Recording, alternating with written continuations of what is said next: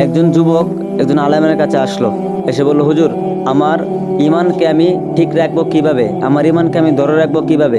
তখন ওই আলেম ওই যুবককে বলল, তুমি একটা চামচ ধরো। এই চামচের মধ্যে তিনি চামচটা তেল দিয়ে ভরপুর করলেন, বললেন যে আমার বাগানটা তুমি ঘুরে আসো।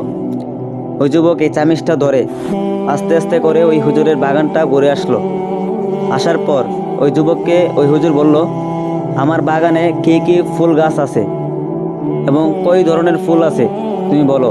তখন ওই যুবক বলল, আমি আপনার বাগানের দিকে খেয়াল করি নাই, আমি আপনার ফুলের দিকে খেয়াল করি নাই, আমার সারা মনোযোগ সারা ধ্যান ছিল ওই চামচ এবং তেলের মধ্যে, না জানি এক ফোঁটা তেল মাটিতে পড়ে যায়।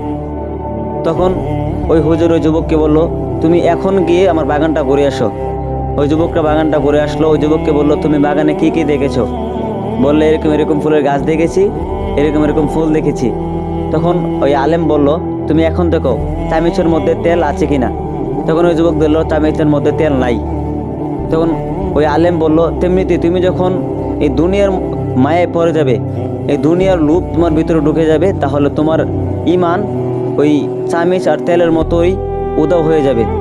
আর তুমি যদি তোমার ইমানের দিকে নজর রাখো, যেমনিভাবে তুমি চামিচ আর তেলের মধ্যে নজর ছিল, যদি এইভাবে তুমি ইমানের দিকে নজর রাখো, তাহলে দুনিয়ার ধোঁকা তোমাকে কিছুই করতে পারবে না। আল্লাহ রাব্বুল আলামিন আমাদেরকে দুনিয়ার ধোঁকা থেকে হেফাজত করুক।